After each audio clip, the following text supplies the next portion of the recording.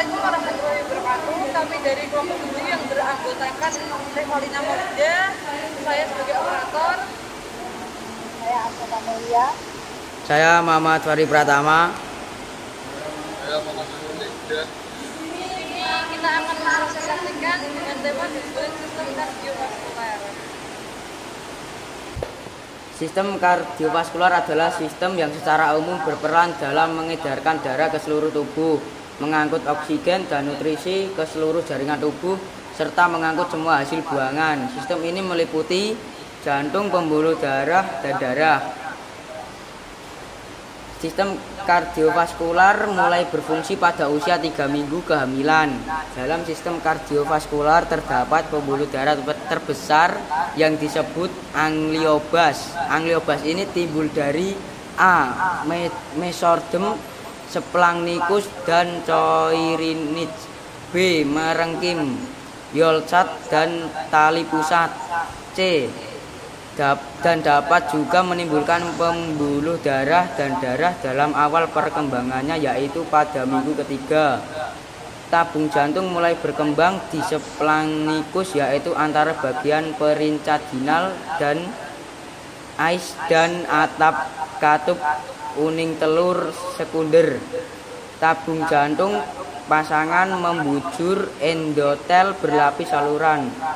Tabung-tabung membentuk untuk menjadi jantung primordial. Jantung tubular bergabung dalam pembuluh darah di dalam embrio yang menghubungkan tangkai.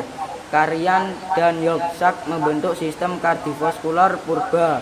Pada janin, proses peredaran darah melalui plasenta. Selanjutnya adalah tentang pertama adalah jantung, tempat darah,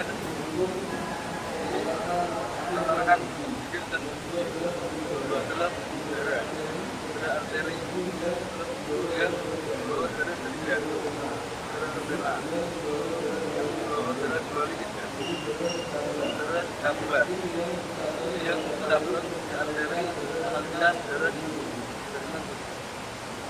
selanjutnya adalah alat pergerakan. Keluar adalah proses pada darah, kemudian alat dan berfungsi ke sel tubuh. Kemudian sistem ini merupakan menyebabkan penyakit kardiovaskular. Satu, penyakit kardiovaskular adalah tujuan dan yang mengaruhi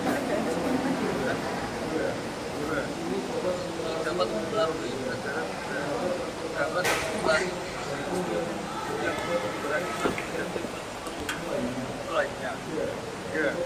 Pertama, penyakit kardiovaskular adalah aterosklerosis.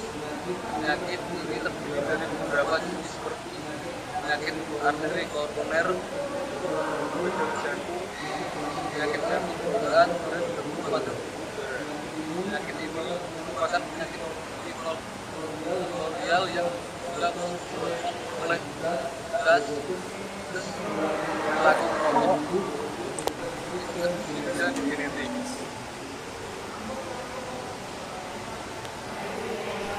Selanjutnya ada tujuan analisa. Yang pertama, menjelaskan anatomi dan fisiologi kardiovaskular. Yang kedua, mengidentifikasi berbagai jenis gangguan kardiovaskular. Yang ketiga, ada menganalisis penyebab dan faktor resiko yang berkaitan dengan gangguan kardiovaskular. Yang terakhir, memaparkan mekanisme patofisiologi dari beberapa penyakit kardiovaskular. Pengertian penyakit jantung koroner. Kondisi di mana arteri jantung atau pembuluh darah koroner tertutup atau tersumbat akibat penumpukan tulang atau timbul lengan, sehingga otot jantung tidak mendapatkan pasokan darah kayak oksigen. Kondisi ini sering disebut juga sebagai penyakit arteri koroner dan dapat menyebabkan berbagai masalah kesehatan, termasuk utama jantung. Penyebab dari penyakit kardiovaskular yaitu tekanan darah tinggi, kolesterol tinggi, merokok, obesitas atau kelebihan berat badan, serta kurangnya aktivitas fisik, pola makan yang tidak sehat atau tidak teratur, konsumsi alkohol yang berlebihan.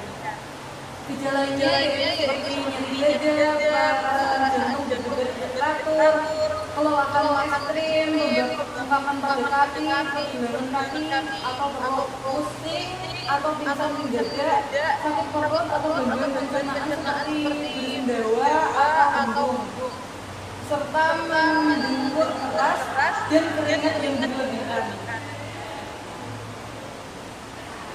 Dampak dari penyakit kardiovaskular yaitu gangguan kardiovaskular seperti kesehatan hidup penderita secara fisik, penyakit menurunkan kemampuan jantung memompa darah, menyebabkan sesak nafas, keluhan berlebihan, dan kerusakan organ vital. Secara psikologi, penderita sering mengalami stres dan depresi. Akibatnya penurunan kondisi tubuh dari sisi sosial dan ekonomi, penyakit menurunkan produktivitas kerja serta meningkatkan biaya pengobatan dan ketergantungan pada orang lain. Secara keseluruhan, gangguan kardiovaskular menurunkan kualitas hidup dan menjadi beban kesehatan masyarakat. Solusi untuk mengatasi kardiovaskular yaitu seperti masyarakat perlu meningkatkan kesadaran akan pentingnya menjaga kesehatan jantung dengan menerapkan pola hidup sehat seperti rajin berolahraga, memakan yang bergizi, dan menghindari rokok. Pemeriksaan kesehatan secara teratur dan kepatuhan terhadap anjuran dokter juga sangat diperlukan, terutama bagi yang beresiko tinggi. Di sisi lain, pemerintah dan lembaga kesehatan perlu memperkuat fasilitas medis, peningkatan deteksi dini, serta memberikan edukasi pada masyarakat. Upaya mengendalikan penyakit kardiovaskular juga membutuhkan kerjasama dan koordinasi berbagai pihak untuk meningkatkan kualitas layanan di Indonesia.